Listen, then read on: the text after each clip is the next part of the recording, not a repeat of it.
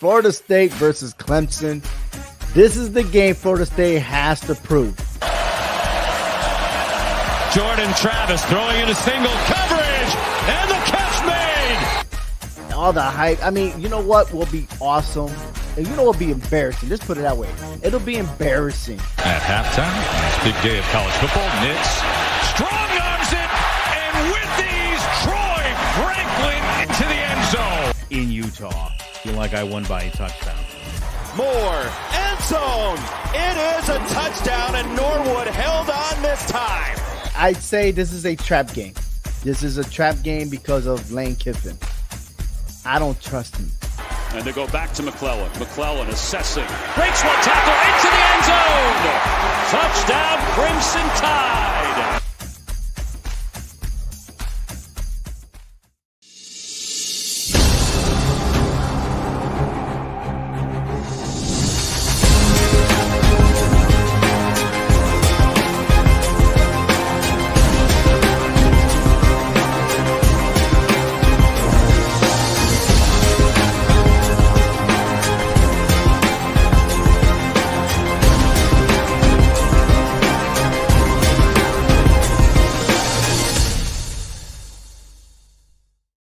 Welcome to All Four Downs. Well, Florida State beat Clemson in a huge ACC matchup and a passing of the guard of sorts.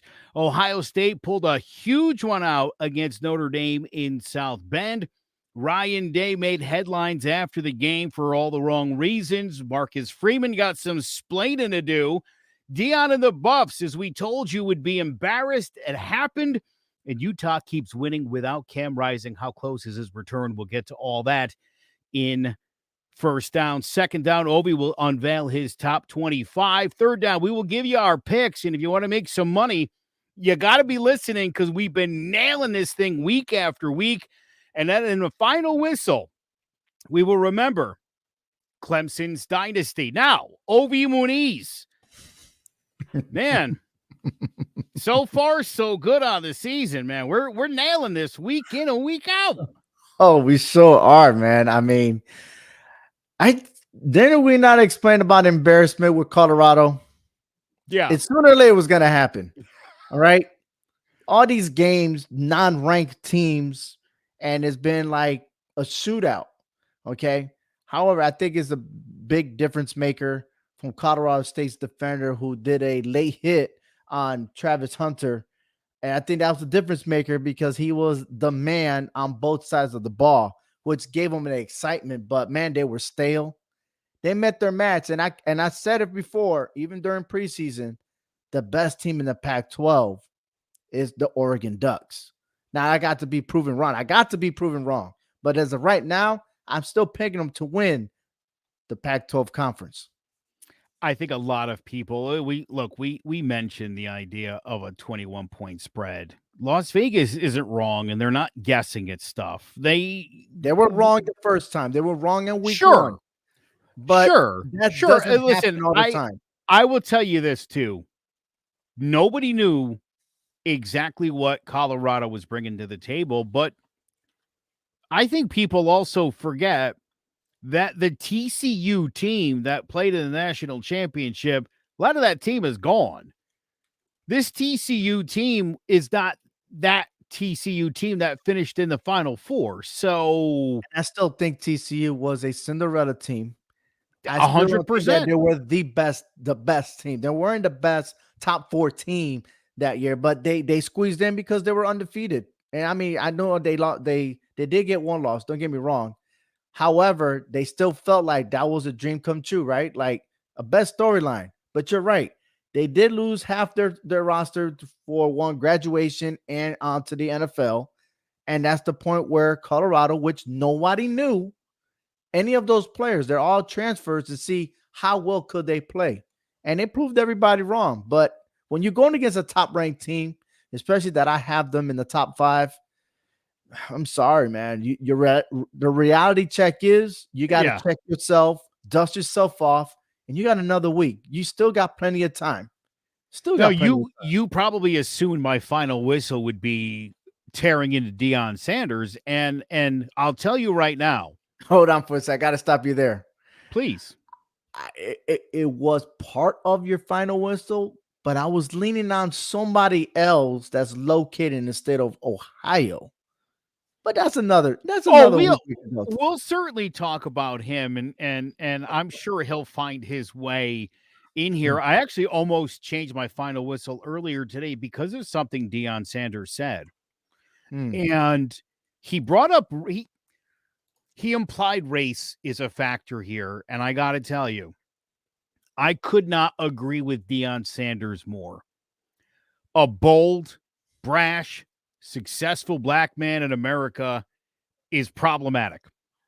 And, you know, a lot of people make assumptions about Deion Sanders. Big shit talker. Deion Sanders probably smokes weed, right? You know, people make a lot of assumptions about this guy. And this is a man who doesn't curse. This is a man who doesn't drink or smoke. This is a man who doesn't, you know, he pointed this out on a podcast yesterday.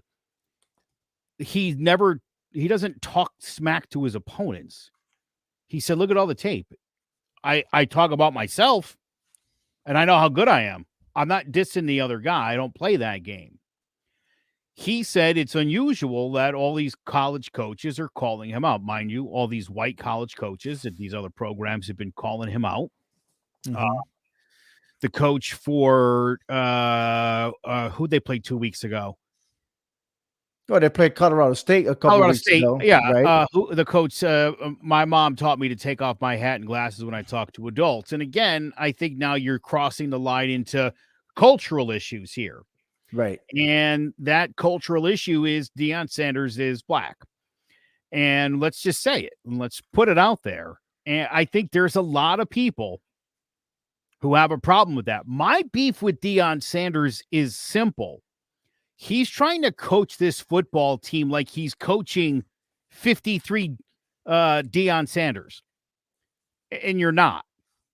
You've got varying degrees of talent. And a lot of these guys will never see the NFL.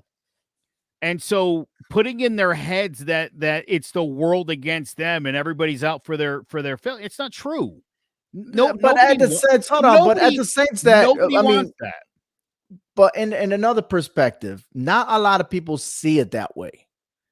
I could see your point of view, but there are others that see it differently. Okay, and in that defense, it's more of a motivation to get them into the game. You know what I mean? Do you know why my final a lot whistle... of explanation?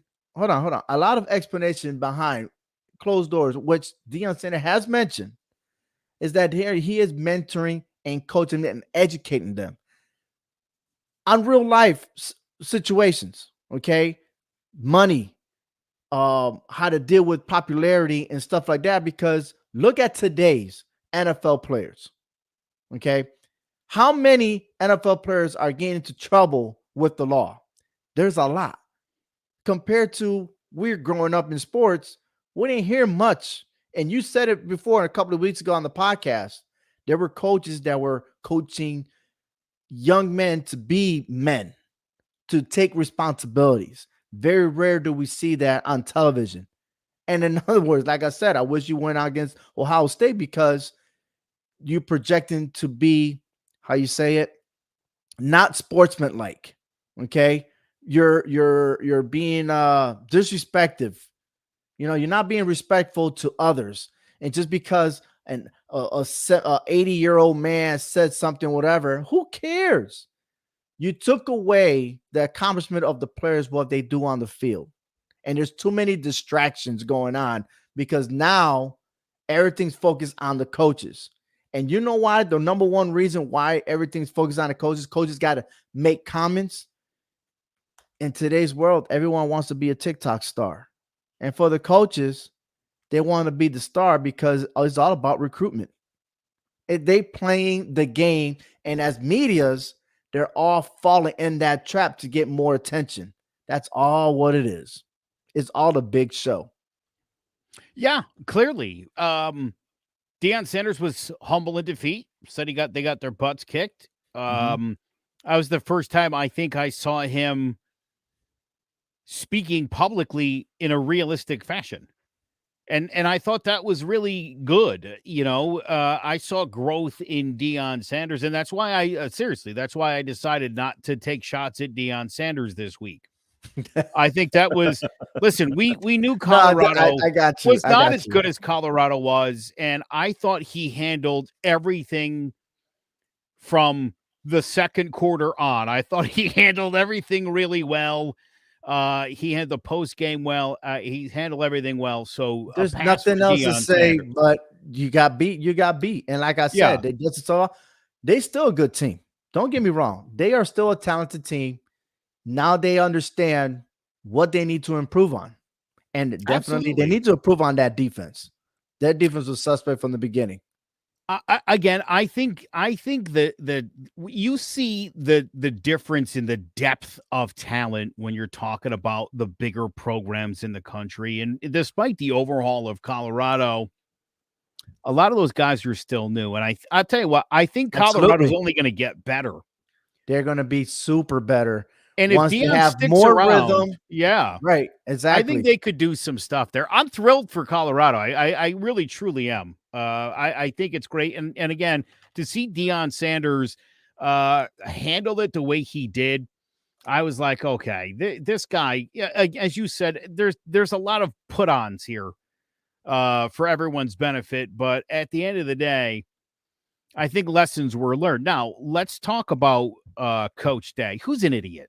And wait. I think always has been. We're going to get there. We're going to get there. Hold on for a second. All right. First down. Let's go. Before we even get there, let's talk about in a logical order. Florida State versus Clemson. I know this is your takeaway at the very end. But congratulations to Florida State. Listen, it was a great game. This has almost had a playoff scenario, a playoff momentum. And Florida State did not hold back, and they chilled a little bit. They tied it and then went ahead. This game went to overtime, and Florida State got the ball first, scored, and actually stopped Clemson. And they snapped a 7-game losing streak against them. They're now the face of the ACC. 100%. Yeah. And this is one that we saw coming. This game was close. I thought it would be like this. It was an exciting game. And yeah, I mean, it's a passing of the guard. Obviously, Florida State's situated in a really good spot right now. Their schedule looks pretty favorable going forward. And it's been a good run for Clemson. Let's just absolutely like that. It's been a great run. And I'll get into that. And we'll sort of reminisce about the amazing run that they've had, but it is over. Yes. Now the next one is why. Why? Please tell me why. I've watched this game, not realizing the last 2 plays of the game until the aftermath, the post coverage of this. Why was it only 10 players? As you look at this picture, they're at the 1-yard line. Okay. The play before this, there was only 10 players. Okay. Why? You are the head coach of your Notre Dame. This game has college football playoffs written big letters. This is not the game to choke. And I said it before, you had the best formula, Sam Hartman. Now get me wrong. Both defenses played one hell of a game. This was a chess match all the way, but did not afford to end this way. 10 players. Ohio State took advantage, and they were positioned for some other play, and Ohio State ran the ball for a touchdown. Okay. 1 second left. It was over. There was no time for Notre Dame to do anything. Final score is 17-14. You look at this picture, only 10 players on there. The question, I'm scratching my head. Why? Why did this happen? Okay. And again, I got that Brian Kelly look. Okay. And it's not so much, again, I did not know that until at the post game, right? But then during the interview, when the players are getting off the field and they went and grabbed Ryan Day, and he makes those post game comments towards Lou Holtz. Lou Holtz is an 80-year-old man. Why? And you get emotional? because one guy said something about Ohio State and you had to take the microphone and steal it from the players. Why? I don't get it. And Lou Holtz said, everybody beats Day because teams are more physical than Ohio State. Lou Holtz was right. It had nothing to do with that game, even though he is a former head coach of the Irish. Of course he's going to go for the Irish. And the game is at Notre Dame. But let's look at here. 2019 semifinals, they lost to Clemson 29-23. In 2020, they lost to Alabama in the national championship game 52-24. In 2021, they suffered 2 losses, Oregon and Michigan. In 2022, that was last year, they lost in the semifinals to Georgia 42-41. Granted, that was a good game, a game that maybe Georgia should have lost. However, they still gave time for Georgia. That's coach management right there. But previous to that, they did lose to Michigan 45-23. Okay? So when there's a spotlight in the big game, Ryan Day does not push his team to win those. Yeah, they won against Notre Dame, but are you going to actually take that victory? Are you actually going to take that victory? Or could we actually say, hey, Coach Freeman, what the hell were you doing in the last 2 plays of the game? Why there was only 10 players? And why? Because you want to waste your timeouts on other bullshit? I'm sorry. That is no excuse on a game like this. The game of the week right there. I'm sorry. This game, Notre Dame lost to themselves. All right, 2 things here. Let's start with Ryan Day. Look, these coaches are making a lot of money. Also, great picture of him doing the YMCA dance. Listen, these guys make a lot of money, and their players, most of them make still nothing or practically nothing. And so these guys, and you look around, you see Deion Sanders running his mouth, getting all the attention, getting all the commercials. See Nick Saban's never without comment on whatever, and it's working really well for Nick Saban. And I think if you're Ryan Day and a legend like Lou Holtz, who, mind you, has a long history with Notre Dame, to call that guy out, again, to me, shows what a loser Ryan Day is. I think Ryan Day won't be remembered when in the future, when we're talking about the great Ohio State coaches. This clown's name isn't even going to come up. We got to win the championship. Yeah. We got to win it all, man. If you don't win it all, and then you got to beat Michigan. You're on a 2-game losing streak against Michigan. Don't talk. As for Coach Freeman, he or his defensive coordinator or the guy whose job it is to count how many players are on the field before every play, somebody should get fired. It's bad enough, Ovi, as you said, like the final play of the game, it was the last 2 plays. Noticed on that last play there were only 10 men on the field and decided not to call a timeout. A couple of different stories he's told here as to what the logic was in not calling a timeout. Somebody failed to do their job, man. This was one of the biggest moments in the last 20 years for Notre Dame football. And he blew it. He 100% blew it. The good thing is that he took responsibility, and there was no finger pointing. No players were mentioned, not even the coaches. He took all the shots at him, and that's one hell of a head coach to do that. Protect your team at all costs. And guess what? They got another ranked game coming up next week, this Saturday against Duke. So they could rebound from this. By the way, not for nothing, the previous play was an incomplete pass. Ohio State's offense with 10 men on the field needed 2 shots. That's pathetic. Yes. We mentioned Colorado with Deion Sanders, 42-0 really what really happened, but they ended up scoring at the end to make it 42-6. So no donuts there. And look, they hugged it out. And you know what? It's just a media press making a story. And I'll be surprised if there's another story coming up on their next game. UCLA and Utah. a surprising low score game, especially when it's a Pac-12 rivalry like this. You would expect more points on this. But what's intriguing is this. And I know Jace is tuning in to our show. He is a big Utah fan. And I got something for you. Your Utah, all right, is overrated. And this is why. I'm looking at the scores here, 24-11 against Florida.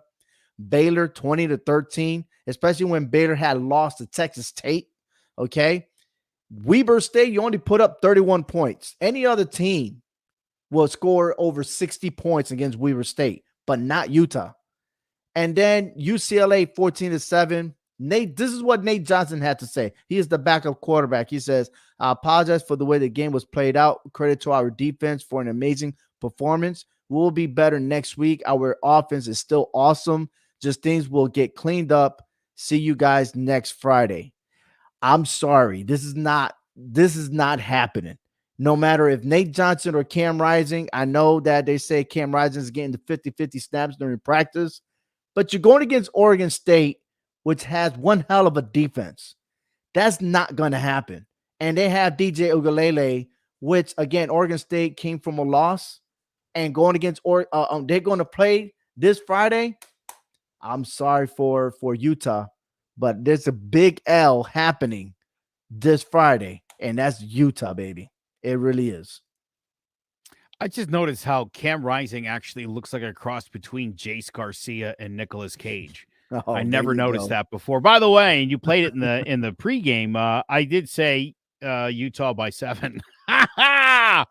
Bam! Bam! There you go.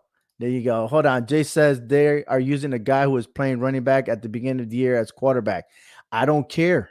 It doesn't matter. Always makes excuses for Utah, and listen. And you know what? It's all right. I mean, they're undefeated right now until they suffer a loss like they do every season. They never finish undefeated, so they never go into the college football playoffs. Yeah, you're welcome. I don't see a scenario where they beat the Beavs. Ole Miss and Alabama, as I mentioned last week, I don't trust Lane Kiffin. This is a team that Ole Miss, they have the talent to beat Alabama. Alabama struggled against South Florida. Okay, and you mean to tell me that you can't beat Alabama? I'm sorry. 24-10, not happening. But guess what? Both these teams will face LSU.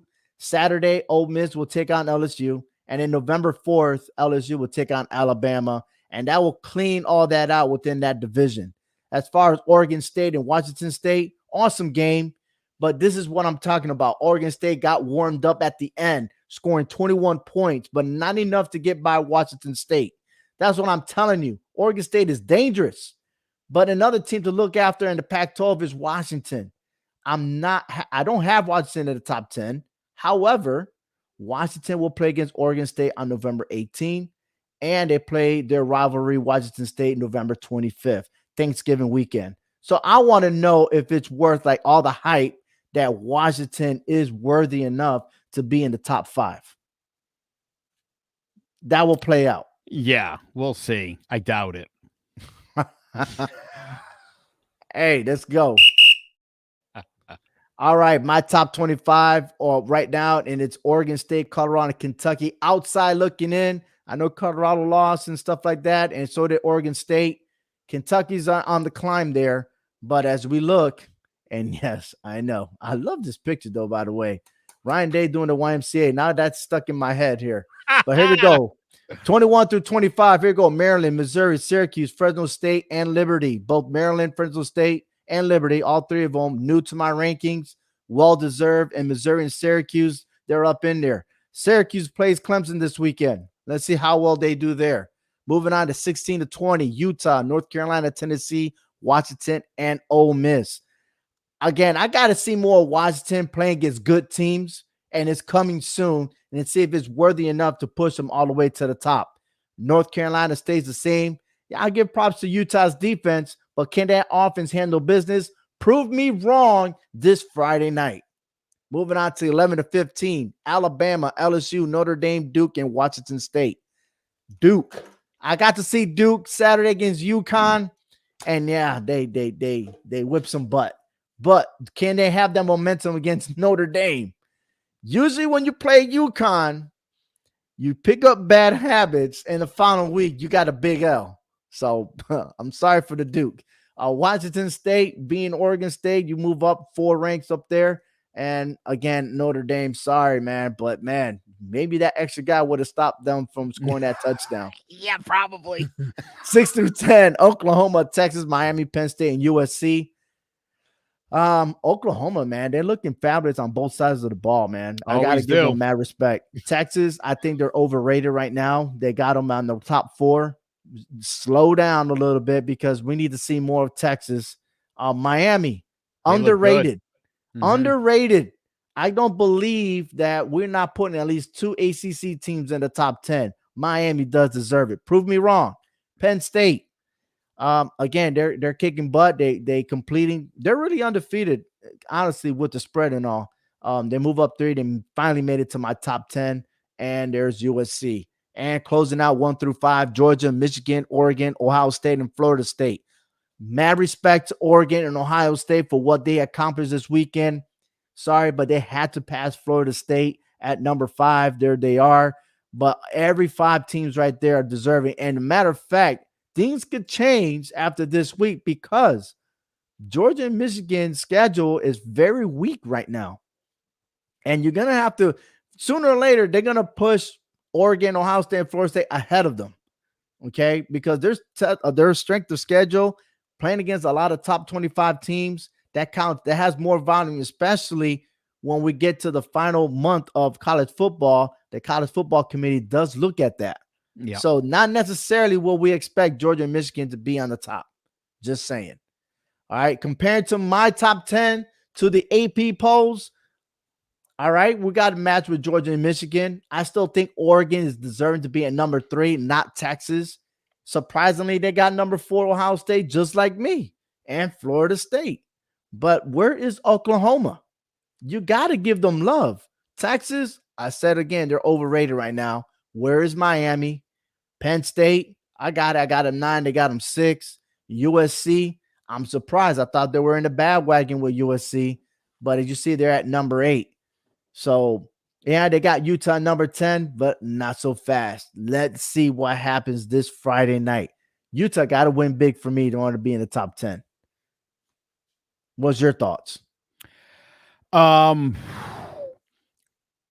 dude. I mean, they're bringing it. They really are. Man. And watch this. They're bringing it in the last year of their existence. They couldn't even get a TV deal to keep them all together. And look at your product now. Look at the product. I believe Pac-12 is the top conference right now. It really is. It really is. It's a shame everybody wants to get the heck out of it. And by the way, I don't know if you're aware of this, but Washington State and Oregon State, obviously the last two standing, they sued in court to make sure the Pac-12 does not hold any meetings, no conference meetings with all of the schools, because technically none of those schools are Big 12 schools, and only they want to. I don't know if you know this. Before the game, Washington State, their band, performed the Oregon State fight song. And then Oregon State did Washington State's fight song. Wow. Now, they called this truce off, Ovi. They called this truce off at kickoff. And they said they would resume it as soon as the game is over. But Washington State and Oregon State, great rivalry, 106 meetings, by the way, between these teams. They're looking out for one another. And I'm pulling for them both. And whatever happens, man, and thus far, the seasons those teams are having, they're having a blast. Yes. They're having a success. They really do. Mark your calendars, because on November 11th, it is Veterans Day. And we will remember all those who served. And what a treat will we have, because at this moment in time, there will be 10 games in college football that day. Wow. Ranked games going head to head. And if you're talking about question about the college football playoffs, that's going to be the elimination right there. I love it. I really, really love it. Yes. Also my dad's birthday, who was a veteran. Outstanding. Well, happy beloved birthday. And of course, you're gonna remind me again that day. So we course. definitely maybe get him on the show or something, man. That'll be pretty dope. I'll see if he'll put on his Air Force uniform. Love it. All right, third down. It's time for some picks. Are you ready? Let's do it. So, hey, we've been awesome. We've been on fire every single week. And we'll start off with Louisville Cardinals versus North Carolina State Wolfpack. That's going to happen on the 29th. 4-0 versus 3-1 in conference play. Their favorite, Louisville's favorite 3.5, but this game is at North Carolina State. And I got them picked. I got an upset here. North Carolina State is going to win this game. I feel like Louisville's got this one. I think they cover the spread. I think they win this one by 6. It's a close game. It'll be a battle, but I think Louisville will take care of business. They look pretty good so far this season. They might look good, but I still don't think that their defense is going to stop Brennan Armstrong, who is a dual threat quarterback. And I'm telling you, if he can't connect with the receiver, he has wheels. He could take off. I've seen it firsthand here versus UConn.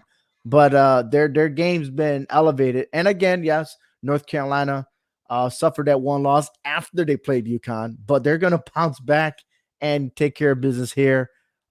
You say Louisville, I say NC State. We'll see. Right. We'll see. I like it already.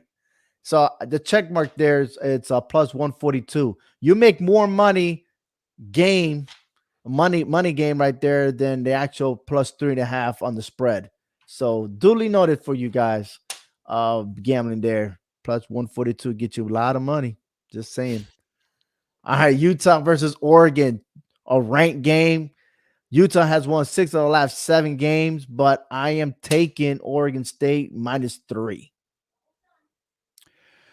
Yeah, I'm going to take Oregon State in this one. I actually think they win this game by they'll cover the spread. I mean, the 3 will help, obviously, in the grand scheme. They're going to win the game. I think they'll win by less than 10, but I like Oregon State here. Utah, as you said, they're going to struggle to score against Oregon State's defense. And Right. Ugalele has been, whew, I love that kid again. Hey, they got hot at the very end. I think they learned their lesson. They're going to tune it up. It's at Oregon, okay? Oregon State, excuse me. So the home field advantage, they got to get this. They got to get this done. Absolutely. Big game in Corvallis. Yes. All right, here we go. Georgia Bulldogs versus the Auburn Tigers. This is a rivalry. Technically, they're not that far from each other on the map, okay? Athens, Georgia, and Auburn, Alabama. Okay, drivable distance between one another, but I'm taking the Bulldogs 14.5. It's minus 105. I'm not going for Auburn anyway. So, but I got a feeling that they're going to win by 3 touchdowns against Auburn. I think Auburn keeps this one close. See, there you and go. I think with those 14.5, I think Georgia wins by 10. And I'll take the 14.5 with Auburn. Let me give you a history. Auburn won't win the game. I'm going to give you the history. You ready? Georgia's won 6 straight games versus Auburn. Yeah. Yep. Auburn last won on November 11th, Veterans Day. That's wild. 40-17. The only one time, because you know what happened a couple of weeks after that? Georgia defeated Auburn 28-7. And Georgia has won 18 straight games. I love it. Yeah. They're very good. They're struggling to score against mediocre teams. And Auburn's that mediocre team. Auburn, they're not that great, man. Well, listen, I didn't say Auburn was great. Mm-hmm. I think Auburn is. Auburn lost a lot of players on the transfer portal. I think Auburn's going to give Georgia fits. I think this game will be uncomfortably close, and I think it stays within 10. I don't think Georgia runs away with it. Okay. Michigan Wolverines versus Nebraska Cornhuskers. You talk about Georgia being it close with Auburn. Well, in this game, I got Nebraska closer than 18 points. I'm taking Michigan for the win. Nebraska keeps it close within 18. Yeah, 35-0 Michigan in this game. So take your 18 points. This isn't going to be close. Nebraska, has played better of late, but they're not anywhere near. They can't hang with Michigan. I'm certain of that. Kansas Jayhawks versus the Texas Longhorns. I tell you that Texas is overrated. They want them to be in the Big 12 championships. They've been calling it out, okay?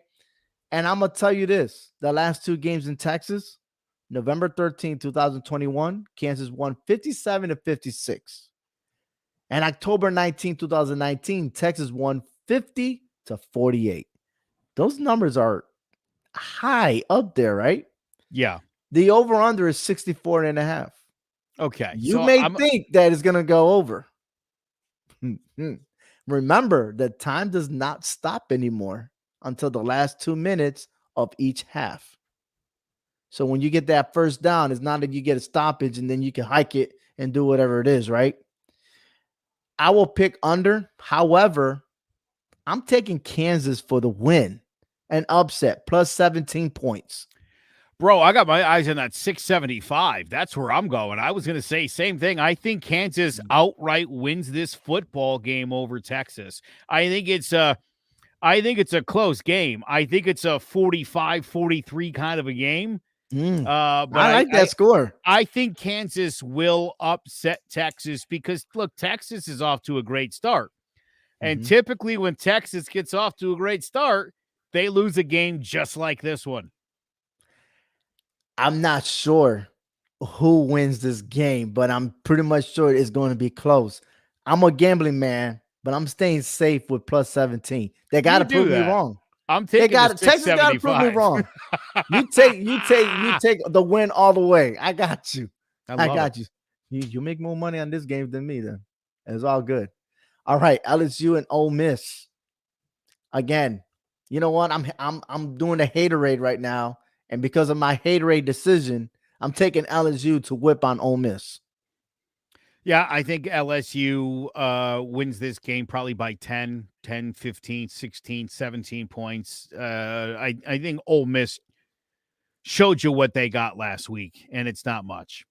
I still think that is bogus, but okay. What a huge opportunity to face Alabama at a time where things are so unsettled, and that was the best they could do. You're not beating LSU. You're not even going to be close. 2 former coaches beat Nick Saban, but none of them was Lane Kiffin. Get out of here. Yeah. LSU got it. Brian Kelly, he's going to give him that look. Notre Dame versus Duke. I'm taking the under 52.5. I don't think that this game is going to go past 52 points. And I'm still taking Notre Dame to win. Yeah, I think Notre Dame easily covers 6 points here against Duke. Duke's cute. That's a nice little story. A little basketball school playing some football and winning some games, but it's over. And their schedule after this gets even more brutal. So... Bye, Duke. It was fun. Yeah, it was fun. You got your victory over Clemson. Not for nothing. Notre Dame could play this whole game with 10 guys on defense, and I still think they beat Duke. The whole game. Come on, man. Yeah, I think that. Maybe they'll do it. Who knows? USC versus Colorado. I purposely did this because this point spread, once again, is 21.5. And I don't think USC is as good as Oregon. I'm taking 21.5 for Colorado. I agree with you. I think USC is not as good as Oregon. But I still think that means they're way better than Colorado. And the only thing that gives me hesitation, to be honest, is that goddamn half point. That's the only thing that's holding me back. That 0.5 is going to get you. I hate it, but I'm going to take USC right? Given the 21.5. I think they cover. Barely. All right. Florida Gators versus Kentucky Wildcats. This is a good rivalry game. 2.5. Kentucky, I don't know, but I'm taking the money line here at plus 120. I'm going for Florida outright to defeat Kentucky. Really? I think Kentucky wins this game. I'll give you the 2.5. And I think Kentucky wins this one by closer to 10. You know what? I won't be surprised if this game goes to overtime. It's going to be that good. I wish I could predict that, but they won't let me. This game could go overtime and the game winning field goal or that one missed catch, like a good 6-point win for either team. And if that's the case, Florida still wins. Yeah. I'm going for Florida. Florida's going to win. Do it. I can't say that. 6 points, there's a big difference. It's minus 2.5, right? Yep. My bad, your fault. But plus 120, I'm taking it. Who are you taking? I got Kentucky. Kentucky to cover. Washington Huskies versus Arizona Wildcats. I'm taking the 18 points. Washington outright wins. Let's take it back. Washington has won 6 straight games. The last 2 games, 49-39, 21-16. I'm going to take the under on this game. I do think Washington will win it, and I do think it'll be somewhere in the 24-12 range, so 40 points. Yeah, I think under 67.5 is easy here. For what I witnessed, I wouldn't be surprised if it's a solid 67 points. That's fine. That 0.5. That 0.5. As long as I get the 0.5, we're cool. All right. Yo, that 0.5. I'm telling you, man, Vegas, they know what they're doing, man. They know what they're doing. I lost on a parlay last year. It was like Tom Brady to throw for 100 yards, Mikey Evans to score a touchdown, Leonard Fournette needed like 30 yards on the ground, and Scott Miller, he needed 8 yards receiving. He caught a 7-yard catch in the first quarter, and they didn't go back to him again till late in the game, a 9-yard end around. And yes, I lost because he only had the 7 receiving yards, and it was 8 and under. Are you kidding me? Vegas knows. Somebody's got that Back to the Future Sports Almanac, and they know. I'm certain of it. Hey, that's why we gamble, right? Yeah, I love it. I'm addicted. Here we go. All right, this is the final whistle for you. And by all means, carry it away. Thank you, sir.